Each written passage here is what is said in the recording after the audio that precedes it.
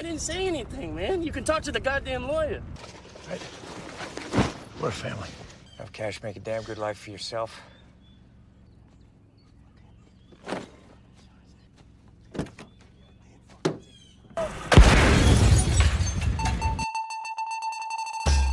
Halo, selamat datang kembali di channel Bukan Film.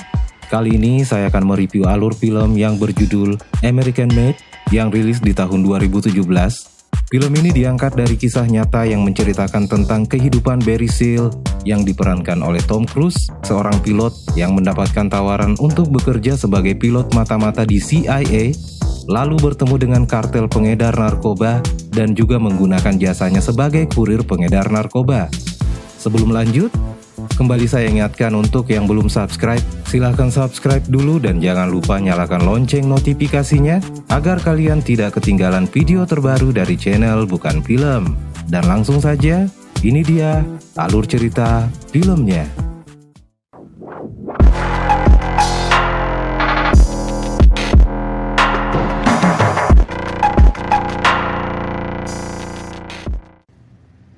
We'll try to make it up in here.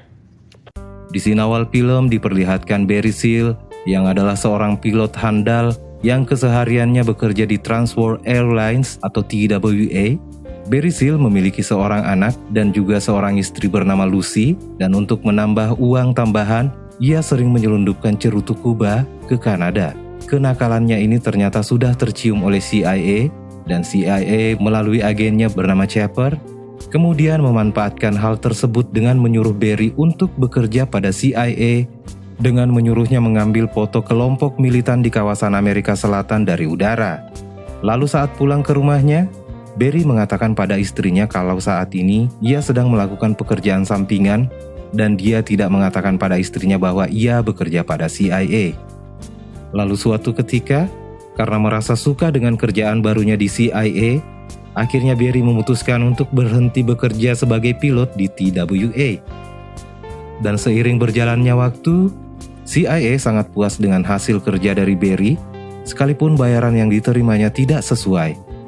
Karena kinerjanya bagus, CIA kini menambah tugas Barry, yaitu mengirim paket berupa uang pada seorang kolonel di Panama bernama Noriega, yang ditukarkan dengan informasi tentang semua agensi komunis di sana. Suatu hari ketika Barry akan mengisi bahan bakar di sebuah bandara di Kolombia, ia tiba-tiba dijemput paksa oleh 3 orang bersenjata. Barry diajak menuju ke sebuah rumah seseorang bernama Jorge Ochoa, yang si Jorge ini mengetahui aktivitas dari Barry Seal yang sering terbang ke daerah konflik di Amerika Selatan sambil mengambil gambar. Jorge lalu mengajak Barry menemui 2 orang temannya yang bernama Carlos Lehder dan Pablo Escobar, yang ketiganya nantinya merupakan cikal bakal terbentuknya kartel Medellin yang saat ini sedang mencari cara untuk mengirim kokain ke Amerika. Karena cara yang telah mereka lakukan selalu diketahui oleh polisi di sana. Mereka menyuruh Barry mengirim kokain menuju ke Miami dengan upah $2.000 per kilo. Barry sangat semangat ketika mendengar upahnya sangat banyak. Namun di satu sisi, dia juga cemas karena rute untuk lepas landas terlalu pendek dan sudah ada beberapa pilot yang menjadi korban. Menurut Jorge, ini adalah satu-satunya daerah yang tidak diawasi oleh Angkatan Darat Kolombia, dan jika Barry tidak bisa menerbangkan pesawatnya dari landasan itu, maka Barry akan dibunuh. Barry lalu memberikan syarat dengan tidak mendarat ke Miami sesuai dengan keinginan Jorge dan temannya, tapi dia akan menuju ke Louisiana dan pesawatnya tidak mendarat dan dia hanya menjatuhkan paketnya dan menyuruh orang-orang dari Jorge untuk menunggu di sana. Selain itu, Barry juga tidak mengizinkan dia diawasi, selain karena merasa tidak nyaman, pengawas yang diberikan oleh Jorge justru tidak akan bisa membuat pesawat lepas landas. Barry mencoba menerbangkan pesawat dan akhirnya berhasil.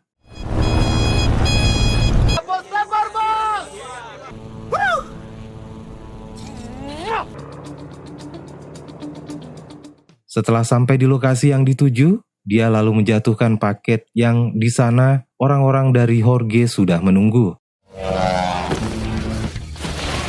Scene berikutnya, ketika pimpinan Medellin merayakan keberhasilan mereka bersama dengan Barry yang sudah diberikan bayarannya, tiba-tiba pasukan khusus mengepung mereka, dan akhirnya Barry dan yang lainnya masuk penjara dan kehilangan uangnya.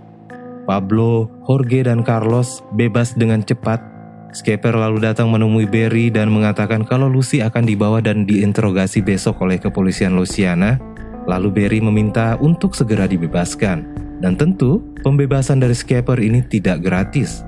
Menurut Skipper, dia harus kembali menjalankan tugas dari CIA, namun kali ini bukan lagi mengambil gambar di daerah konflik di Amerika Selatan, melainkan mengantar senjata kepada pasukan pemberontak di negara Nicaragua yang sekarang dikuasai oleh komunis. Dan ternyata, pemerintah Amerika yang saat itu dipimpin oleh Ronald Reagan ingin membantu para pejuang Nicaragua untuk mengambil alih pemerintahan. Namun niat presiden ditolak oleh Dewan karena mereka masih trauma dengan Perang Vietnam yang rumornya pada saat itu hanya ada 2 orang yang terkenal berhasil selamat dari sana, yaitu Rambo dan Komando. Lanjut, karena permintaan presiden ditolak, maka sang presiden kemudian meminta bantuan ke CIA untuk membantu pejuang kemerdekaan di sana yang menamakan diri mereka sebagai kelompok Kontras dengan mengirimkan senjata, dan yang menjadi kurir untuk mengirimkan senjata itu adalah Barry Seal. Setelah itu Skipper kemudian mengatakan pada Barry untuk segera membawa keluarganya ke daerah Mena, Arkansas yang sudah disiapkan oleh CIA sebelum polisi dan FBI menjemput keluarganya. Setibanya di rumahnya yang masih sekitar pukul 4 dini hari, Barry membangunkan istri dan anaknya untuk segera berangkat meninggalkan rumah mereka. Barry tidak menjelaskan alasan kepindahannya pada istrinya. Lucy awalnya menolak, namun pada akhirnya ia tetap menuruti suaminya. Mereka kini menuju ke Mena, Arkansas, dan setibanya di sana, rumah yang disediakan oleh CIA ternyata masih berantakan dan boleh dibilang belum layak huni karena fasilitasnya banyak yang tidak berfungsi. Bersamaan dengan itu, Skipper datang dan menjemput Barry. Skipper membawa Barry ke sebuah bandara tidak jauh dari rumahnya, dan Skipper mengatakan kalau semua ini adalah milik Barry. Lalu saat masuk ke dalam hangar, Skipper kemudian menjelaskan tugas yang harus dilakukan oleh Barry, yaitu mengirimkan senjata kepada pasukan Kontras. Barry lalu diperlihatkan rute yang harus dia lewati untuk menghindari seluruh penegak hukum di pantai timur, yaitu ATF, DEA, FBI, dan Bea Cukai. Barry melihat tas uang yang merupakan bayarannya dari Jorge yang sekarang sudah menjadi miliknya, karena semua yang ada di bandara dan sekitarnya adalah milik Barry sesuai dengan keterangan Skipper. Barry lalu pulang ke rumahnya dan di sana dia mendapati Lucy sedang ngomel-ngomel. Lalu Barry kemudian membuat Lucy berhenti marah-marah setelah dia memperlihatkan uang dan memberitahukan pada istrinya jika ia bekerja pada CIA. Barry kini memulai aktivitas barunya sebagai pengantar senjata ke pasukan Kontras. Semuanya berjalan dengan lancar, sekalipun Barry sepertinya mengira bahwa alamat yang diberikan oleh Skipper salah karena orang-orang yang dia temui di sana terlihat sangat barbar. Namun Skipper mengatakan bahwa dia sudah benar dan dia hanya perlu untuk terus mengirim senjatanya. Lalu suatu ketika pada pengantaran berikutnya, ternyata di sana ada Jorge Ochoa. Di sini Jorge memperkenalkan seseorang kepada Barry bernama Adolfo Calero, orang yang juga dulu pernah bekerja pada pemerintahan Amerika. Adolfo dan Jorge mengajak Barry untuk berbisnis. Barry disuruh untuk membawa senjata ke Kolombia dan mengantarkan kokain dari Kolombia ke Kontras. Kokain tersebut nantinya akan diteruskan ke Miami menggunakan perahu nelayan Kontras, dan dari sini Barry mulai mengetahui kalau ternyata kelompok Kontras tidak ingin berperang. Mereka hanya ingin mencari uang, dan ini sangat tidak sesuai dengan informasi yang diterima oleh CIA. Bisnis Barry dan kartel Madeleine kini dimulai. Ia menggunakan rute dari informasi yang telah diberikan Skipper untuk menghindari penegak hukum. Dia terbang dari Mena lalu menuju ke bandara kartel di Kolombia untuk menurunkan senjata, lalu kemudian mengambil kokain di sana dan membawanya ke Kontras. Sebagian kokain dibawa oleh kapal nelayan Kontras ke Miami dan sebagian lagi diterbangkan oleh Barry dan dijatuhkan ke daerah Louisiana. Karena merasa pekerjaannya semakin berat, maka dia pun meminta bantuan pada teman-temannya. Dia kemudian mengundang Pete Dubois, Stan Mason, Bill Cooper, dan Bob. Semuanya berjalan lancar dan uang yang didapatkan oleh Barry semakin hari semakin banyak dan Skipper tidak curiga dengan Barry. Skipper kini menyuruh Barry untuk memuat orang-orang dari Kontras dan dibawa ke Mena untuk dilatih cara berperang. Di luar dari itu, bisnis Barry dan Jorge berjalan dengan mulus. Barry mulai membuka rekening di bank di daerah Mena kehidupan Barry dan keluarganya kini menjadi sangat berubah. Dia kini menjadi orang paling kaya di daerah Mena, Arkansas. Bahkan dia harus mengubur beberapa uangnya karena terlalu banyak dan sudah tidak ada tempat yang tersisa. Scene berikutnya, keluarga Barry didatangi oleh JB, adik iparnya atau adik dari Lucy. JB kemudian diberikan pekerjaan oleh Barry sebagai tukang bersih di hangar. Uang Barry kini sudah tidak bisa dikontrol. Bahkan di halaman rumahnya, sudah tidak ada lagi tempat untuk menguburkan uangnya. Suatu hari, Barry melihat JB datang bersama dengan pacarnya dengan menggunakan mobil baru. Barry kemudian menginterogasi JB dari mana dia mendapatkan uangnya untuk membeli mobil. Ternyata JB menemukan uang di hangar. FBI kini mulai mencium ada yang aneh di daerah Mena, Arkansas, karena tiba-tiba di sana banyak uang yang beredar. Suatu ketika saat Barry dan timnya pulang dan belum sempat menurunkan paket di Louisiana, dia didekati oleh pesawat petugas perbatasan dan menyuruhnya untuk segera mendarat karena kapal Barry dan teman-temannya melanggar zona terbang. Barry lalu nekat mendarat di jalan dan pesawatnya mengalami kecelakaan di sana.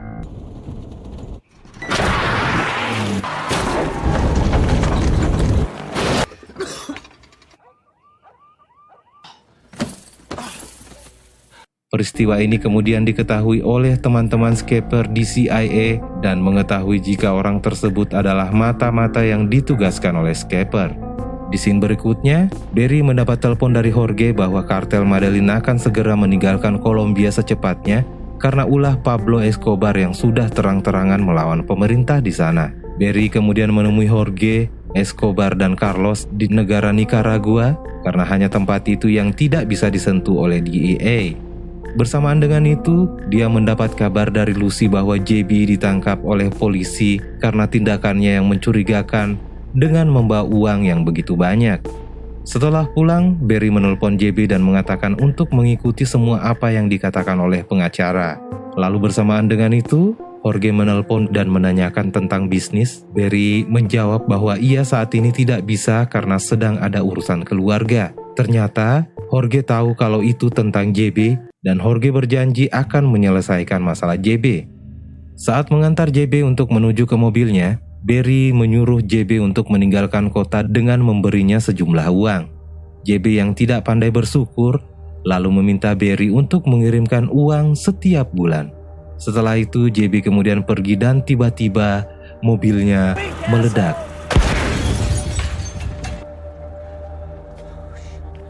Barry tahu jika itu adalah ulah dari kartel Medellin. Barry kemudian mengamankan mobil JB untuk menghilangkan jejak. Setibanya di hangar, teman-teman Barry mengatakan kalau mereka takut jika JB berbicara pada polisi tentang mereka. Namun Barry mengatakan kalau JB tidak akan berbicara. Lalu di scene berikutnya, Skipper dimintai keterangan oleh atasannya tentang senjata kirimannya ke kelompok kontras yang ternyata sebahagian diketahui berada di Kolombia. Skipper kemudian memulangkan pasukan kontras. Barry yang melihat Skipper ada di sana kemudian menemuinya. Di sini Skipper mengatakan pada Barry kalau dia sudah tahu kalau orang kontras tidak ingin berperang dan Skipper juga sangat menyayangkan tentang keberadaan beberapa senjata yang dikirim oleh Barry ke kontras jatuh ke tangan kartel di Kolombia. Skipper kemudian mengatakan akan menghubungi Barry, lalu ia pun pergi. Skipper yang berada di kantornya kini sedang menyuruh anak buahnya untuk menghilangkan semua data tentang Barry dan hal-hal yang berhubungan dengan Mena. Secara tidak langsung, CIA telah melindungi Barry karena CIA juga tidak mau ketahuan jika Barry adalah orang suruhan dari CIA. Barry yang merasa ada yang tidak beres kemudian menyuruh teman-temannya untuk mengamankan dan menyingkirkan semua barang yang ada di hangar yang berhubungan dengan pekerjaan kotor mereka, termasuk senjata yang belum sempat terkirim. Lalu saat sedang mengamankan barang-barang yang tersisa, tiba-tiba DEA datang mengepung Barry. Dan bukan hanya DEA saja, ternyata di sana juga ada ATF, polisi, dan yang terakhir dari FBI. Barry yang diantar seluruh perwakilan dari tiap penegak hukum lalu dibawa ke ruang periksa dan menemui Dennis Deborah, jaksa penuntut dari kesemua penegak hukum yang mewakili mereka semua. Dan di sini Barry dituduh atas kasus senjata, narkoba, dan pencucian uang dengan ancaman penjara seumur hidup. Lalu tiba-tiba penyelidikan Nona Deborah harus dihentikan karena dia harus menerima telepon dari gubernur. Dan sambil menunggu Deborah memanggilnya kembali, Barry yang berada di luar mengatakan kepada semua petugas kalau dia akan membelikan tiap-tiap dari mereka sebuah mobil Cadillac. Dan Barry juga mengatakan kalau dia akan bebas, pasti akan bebas. Para petugas hanya menertawakan apa yang telah diucapkan oleh Barry.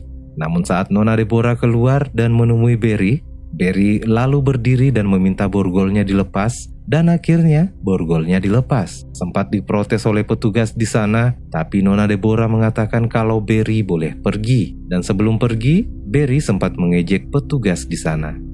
Saat di luar, Barry mengira kalau dia dibebaskan oleh CIA, tapi ternyata ini adalah perintah langsung dari Gedung Putih.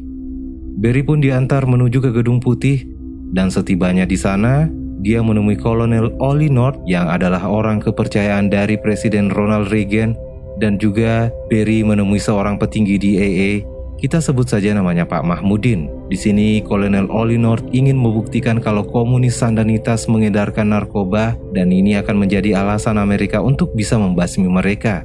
Sementara Mahmudin sebagai petinggi DEA mempunyai tujuan untuk melenyapkan kartel Medellin. Yang sebenarnya keduanya saling berhubungan karena pengedaran narkoba yang dilakukan oleh komunis Sandanitas adalah support dari kartel Medellin, dan Barry Seal kemudian ditugaskan sebagai kurir dan diperintahkan untuk tetap melanjutkan pertemanannya dengan kartel Medellin. Tugas dari Barry kali ini adalah untuk mendapatkan bukti jika Medellin dan Sandanitas mengedarkan narkoba. Dan menurut Ollie North dan Mahmudin, tugas ini adalah tugas negara dan dia akan menjadi pahlawan. Namun jika Barry menolak tugas ini, maka hidupnya akan berakhir di penjara. Jadi, inilah yang kemudian menjadi alasan kenapa Barry tidak jadi ditangkap, karena ternyata backupnya adalah orang kepercayaan Presiden. Barry kini siap-siap untuk berangkat dan dia ditemani oleh Pete. Sebelum berangkat, Mahmudin menjelaskan posisi dan beberapa kamera yang telah dipasang di pesawat dan cara mengoperasikannya. Barry kini berangkat dan menuju ke lokasi Sandanitas dan Medellin. Tiba di sana, Pete yang memang sebelum berangkat terlihat ketakutan, kini ketakutannya semakin bertambah karena ketika pintu pesawat dibuka, mereka langsung dikepung dan ditodongkan senjata oleh tentara di sana. Jorge kemudian datang dan menyuruh tentara tersebut untuk menembak. Tapi ternyata itu hanya prank dari Jorge. Jorge lalu mengajak Barry menemui Pablo Escobar. Barry mengatakan kalau mereka masih tetap berteman, dan Barry kemudian memberikan hadiah berupa beberapa motor Harley agar Escobar kembali bisa mempercayainya. Dan akhirnya misi Barry berjalan dengan lancar. Barry berhasil mendapatkan bukti foto tentang pengedaran narkoba dari Medellin dan Sandanitas. Sementara itu di Gedung Putih, Mahmudin, Kolonel Ollie North dan yang lainnya merayakan keberhasilan dari Barry. Scene berikutnya, hal yang sangat ditakutkan oleh Barry akhirnya terjadi. Fotonya bersama dengan Medellin dan Sandanitas disiarkan di TV. Tentu ini membuat Medellin sangat marah karena telah dikhianati dan akan membunuh Barry. Barry lalu menghubungi Mahmudin. Mahmudin mengatakan ini adalah kesalahan dari Ollie North. Barry kemudian pergi. Barry kini menikmati kebersamaan dengan istrinya, dan Barry lalu mengatakan jika nanti petugas datang menggeledah rumah mereka, Barry menyuruh agar Lucy tidak melepas perhiasan yang dia gunakan karena para petugas tidak akan menyita perhiasan yang dipakai Lucy, dan itu akan menjadi modal nantinya untuk Lucy dan anak-anaknya jika Barry dipenjara atau dibunuh oleh orang-orang dari kartel Medellin. Keesokan harinya, FBI menggeledah rumah Barry dan menyita semua uang, emas, dan harta lainnya. Barry lalu menyuruh istrinya untuk pergi ke daerah Baton Rouge di Louisiana, tempat mereka dulu. Dan Barry harus dipenjara agar Lucy dan anak-anaknya tidak ditangkap. Scene selanjutnya, saat persidangan, Barry hanya dihukum 1000 jam komunikasi dan wajib lapor. Dan ini tentu membuat Nona Deborah sangat frustasi mengingat apa-apa yang telah dilakukan oleh Barry. Sementara itu, Jorge yang sudah mengetahui lokasi Barry kemudian mengirim beberapa orang ke sana untuk membunuh Barry. Barry kini menjalani hukumannya dan setiap kali dia akan menyalakan mobilnya, dia selalu merasa takut karena mengingat kejadian yang pernah dilakukan oleh Madeline kepada JB. Lalu suatu ketika, terlihat beberapa orang datang mendekati Barry dan lalu menembak Barry. Barry Seal meninggal pada tanggal 19 Februari 1986. Setelah kejadian itu, hanya Pete DeBois, teman pilot Barry yang ditangkap, dan pilot-pilot yang lain sudah tidak pernah terlihat lagi. Dan film pun tamat. Demikian alur cerita film kali ini. Jangan lupa untuk subscribe, like, share, dan komen agar channel ini semakin berkembang. Dan saya mohon maaf jika dalam penyampaian alur cerita ini terdapat banyak kekurangan. Terima kasih sudah menonton video ini, dan sampai bertemu lagi di review film selanjutnya. Terima kasih, dan see ya!